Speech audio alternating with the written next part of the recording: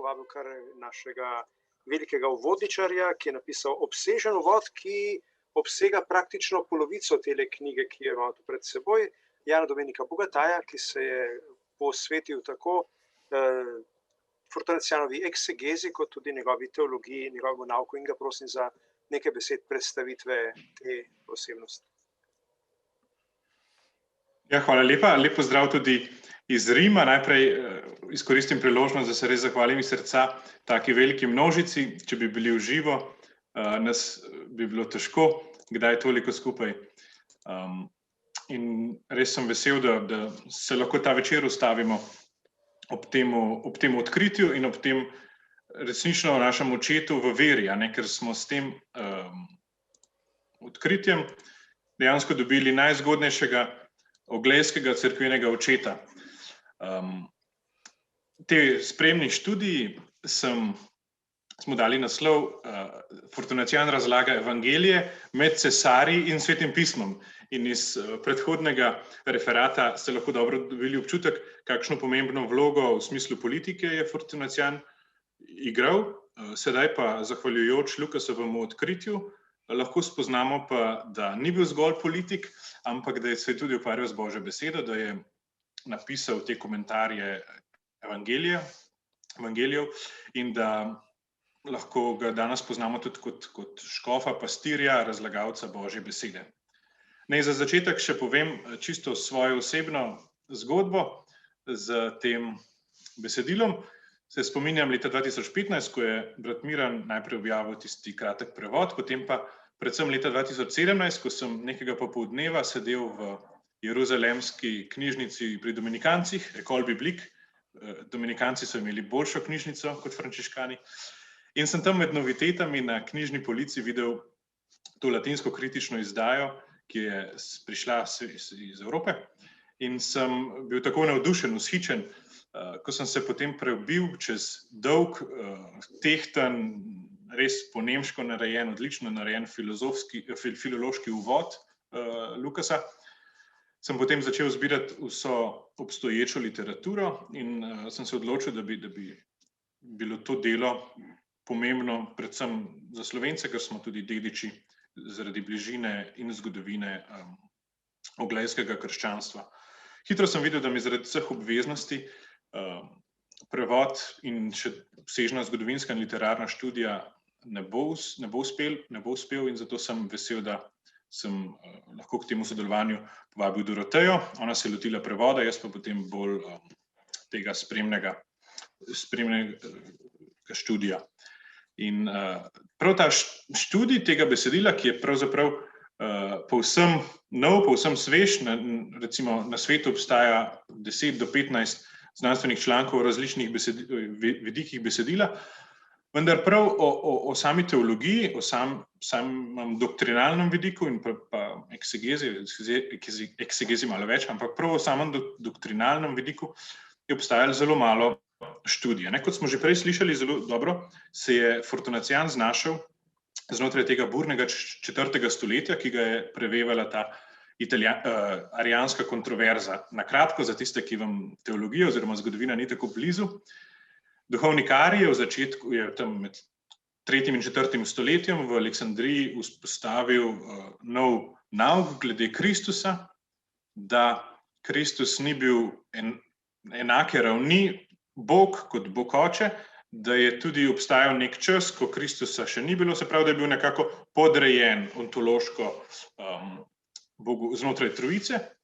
In seveda cerkev je leta 325 ta nauk obsodila kot krivoverstvo, ker Kristusa ni dajalo tiste vzvišenosti, tiste popolne božanskosti, ampak malo manjšo božanskost. In to se je potem vleklo zaradi politike skozi vso 4. stoletje. In seveda, kot smo slišali akademika Bratoža, do sedaj, do tega odkritja je Fortunacian veljal za zgodovinarje na osnovi teh dokaj malo številnih virov za nekako vsaj doktrinalno vprašljivega. Se pravi, bolj se je nekako nagibal k tem arijanskim cesarjem, semiarijanskim cesarjem.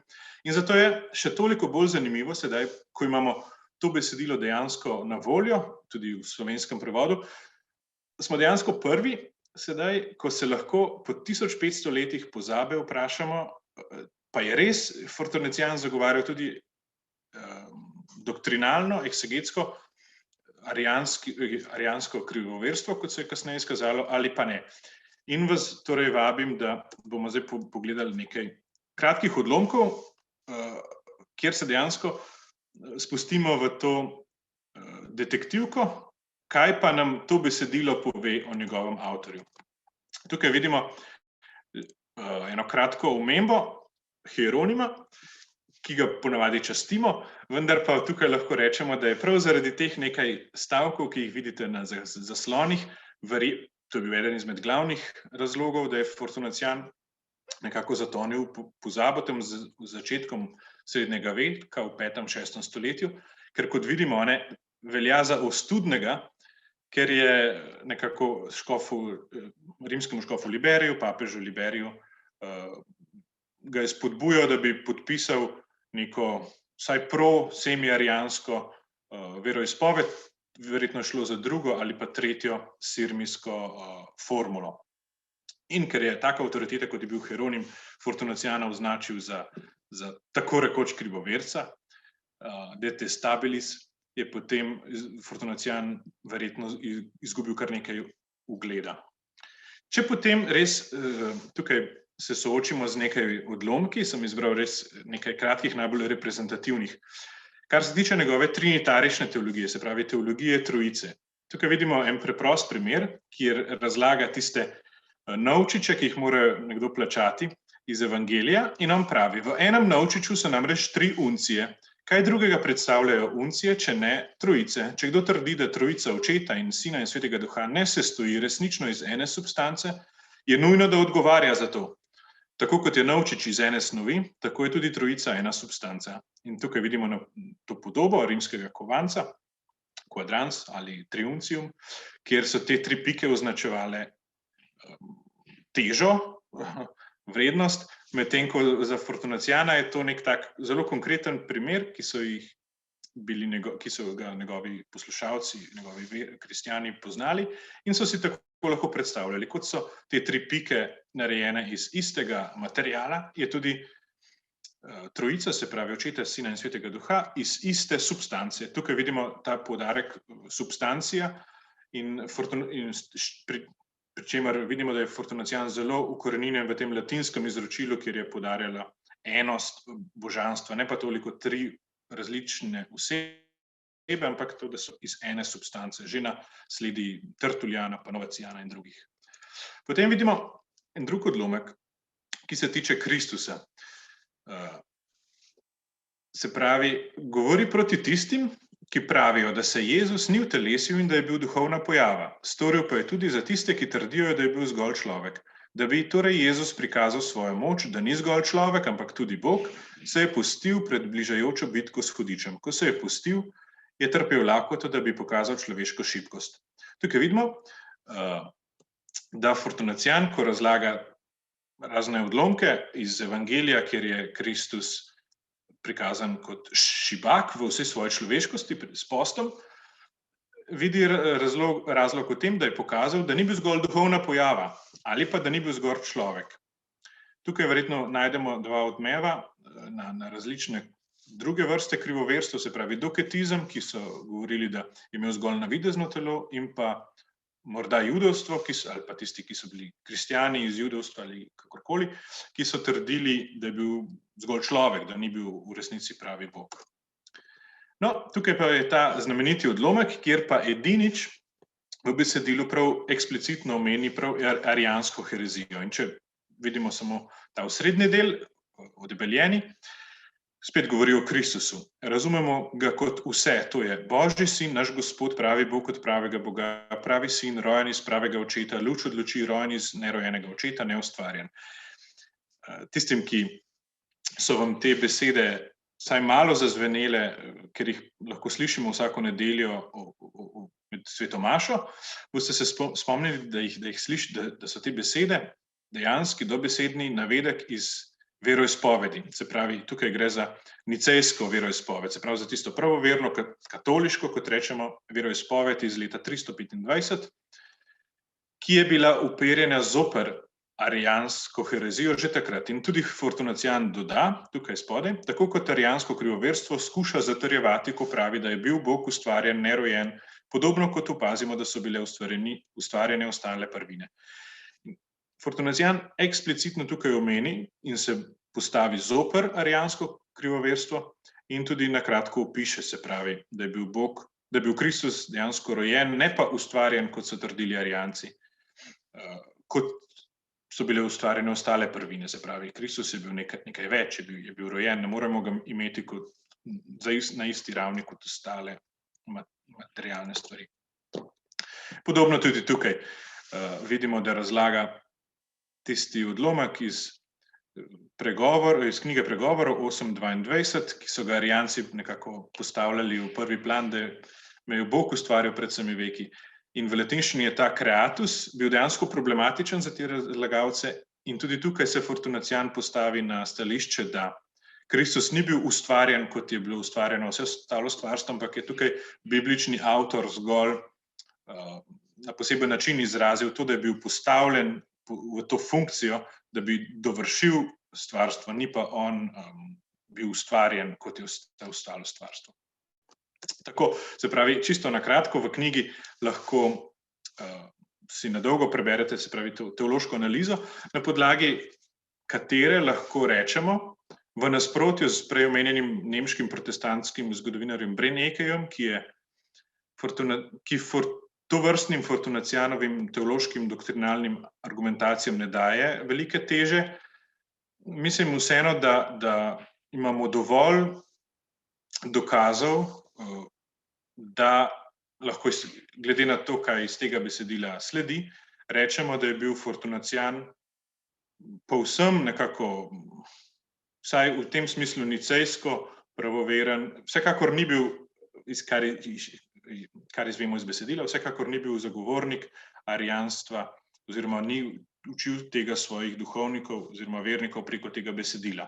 In na ta način, z vsemi temi čeji in omejitvami, je na nek način s tem odkritjem besedila Fortunacijan doktrinalno rehabilitiran, če to ni pretežka beseda. Seveda, zgodovinarji, patrologi in ostali strokovnjaki bodo leta še premlevali te odlomke, ampak zaenkrat lahko ga brez težav beremo, lahko vsaj tako rečemo. Če gremo sedaj še na kratko k njegovem načinu razlage Svetega pisma. On večinoma razlaga Matejev evangelij, žal ne celega, žal je del o trpljenju, o spremenjenju, o Oče našu in še nekaj drugih kratkih odlomkov izpuščen, vendar vseeno to je kakšnih dobrih 100 strani v slovenskem prevodu, kjer razlaga Matejev, kratke odlomke iz Lukovega in Janezovega evangelija. Tukaj vidimo eno tako značilno razlago, ki je zelo preprosta in zelo stvarna, kot smo že videli prej s tistim kovancem. On razlaga mimogrede odlomek iz 4. Mojzesove knjige, ko je izmed ostalih mandljevih vej, veja, ki jo je držal duhovnik Aron, ozelenela. In Fortunacijan pravi, da je bil prikazan oreh, se pravi kot sad tega, ki v podobi predstavlja evangelije. No, naj že tukaj, torej on vzame podobo tega oreha in potem jo razlaga. V samem jedrcu oreha, ki je razdeljeno na 4 dele, je prikazan križ, ki je olesenela pregrada v samem orehu in ga razdeljuje na 4 dele. Se pravi, križ razdeljuje oreh in cel svet na 4 dele in je lesen. Okus oreha, ki ima zmeraj isto aromo, označuje 4 evangelije, ki so že tedaj nameravali govoriti o enem našem Gospodu Jezusu Kristusu in oznaniti njegovo trpljenje, kar označuje les na sredini oreha. Se pravi, okus orehovega sadu so kot 4 evangeliji. Prav tako prikazuje 2 zavezi v 2 lupinah, ki obdajata telo, se pravi staro in novo zavezo. Po vrhu ima oreh tudi grenak ovoj, ker je krivičnost Judov, ki so križali Gospoda, kar se da bridka. Se pravi, on na podlagi podobe, kot on reče, figura po latinsko, enega oreha, prikaže različne praktične, konkretne vidike, ki seveda v perspektivi sodobnega razlaganja Svetega pisma nimajo nobene veze z izvirnim besedilom, vendar je Sveto pismo za Fortunaciana in tudi za številne cerkvene očete, se pravi za ta prva stoletja krščanstva, predvsem besedilo, v katerem je vsaka vejica, vsaka črka pomembna, ker nosi eno posebno odrešilno sporočilo. In v tem smislu je Fortunacian na nek način tudi dedič ali pa tega Origenovega alegoričnega načina razlaganja in eden izmed prvih latinskih predstavnikov te alegorizirane duhovne razlage. No, naj povem, da tisti, ki bolje poznate Sveto pismo, kot sem že prej omenil, v hebrejskem izvirniku je tukaj šlo za mandljevo vejo in Fortunacian pač verjetno zaradi svoje različice svetopisemskega besedila v tem prevede oziroma sprejme kot nuks, kot oreh in vidimo, da v tem zgodovinskem smislu popolnoma zgreši to, kar se je v Bibliji zgodilo. Vendar to ga ne ustavi, da bi on dodal svoje duhovno sporočilo. Še nekaj, torej nekaj splošnih opazk. S tem Dor-Bauerjevim odkritjem je pravzaprav se pokazalo, da so te Fortunacianove razlage evangelijev verjetneje najstarejši ohranjeni latinski komentar evangelijev. Hieronim omenja tudi komentar Matejevega evangelija, ki naj bi ga napisal Viktorin Ptujski, tam že proti koncu 3. stoletja, kakor pred smrtjo, vendar se žal ni ohranil. Od Viktorina imamo ohranjeno, kot tukaj vidimo, na desni strani samo razlago razodetja in nekaj ostalih manjših fragmentov. No, edini resen kandidat oziroma konkurent Fortunacianu je Hilarij iz Poitiers, ta francoski škof, ki je okrog leta 353 do 56 napisal komentar Matejevemu evangeliju in kateri obstaja, je se ohranil in to sta nekako dejansko prva najstarejša ohranjena. Kot smo pa že prej omenili, je pa tudi Kromacij, ki je bil drugi naslednik Fortunaciana na oglejskem škofovskem sedežu, napisal poleg govorov tudi razprave o Matejevem evangeliju in tukaj vidimo, da jih imamo tudi v slovenščini sedaj že nekaj let. In v njih vidimo, kako je Kromacij se naslanil na Fortunaciana. Zakaj pa še posebej bi rad omenil še enkrat Viktorina? Vemo, da smo morda v obdobju, ko tudi smo v Sloveniji na novo nekako odkrili Viktorina, bolj preko romaneskne literature, pa vendar Fortunacian je vsekakor poznal Viktorinova dela in ker so se Viktorinova dela v večini izgubila, se je verjetno nekaj, to sedaj strokovnjaki raziskujejo, se je verjetno nekaj, lahko v Fortunacianovem besedilu nekako skozi njega vidimo tudi, na kakšen način je Viktorin pisal svoje razlage. Seveda ne prav vse, ampak vsekakor se je tudi Fortunacian torej skliceval na predhodnika v bližnji petovejoni Viktorina. Pa naj bo na tej točki dovolj, če bo morda še kakšno vprašanje na koncu. Naj zgolj dam še dve kratki misli, zakaj bi bila ta res najzgodnejša eksegeza, najzgodnejše razlaganje Svetega pisma, ki je po Božji milosti, lahko rečemo, prav se zgodila na tem področju, kjer še danes živimo Slovenci in se lahko s tem soočamo. Zakaj bi bilo to pomembno? Po eni strani imamo morda podobe ali pa pripovedi Svetega pisma, saj tisti, ki se z njim pogosteje srečujejo, lahko te podobe, te svetopisemske zgodbe lahko postanejo kar nekako preveč domače, preveč smo navajeni. Ko pa srečamo tovrstne patristične razlage, nam pa kar nekako prebudijo ali pa malo zatresajo naše tiste ustaljene predstave in nam lahko svetopismo na novo zaživi. Druga značilnost, ki pa lahko, oziroma vrednost te patristične eksegeze, kot jo pa sam vidim, je pa ravno v tem, da Svetopismo ni zgolj literarno besedilo, ampak je nekaj več. Predvsem za zgodnje kristjane je bila knjiga, preko katere Bog govori v vsake konkretni situaciji. In zato je treba tisto sporočilo prenesti v konkretnost. In kot on pravi, če sta dva čolna na obrežju Genezareškega morja, je to gotovo, ker je cerkev sestavljena tako iz Judov kot iz poganov.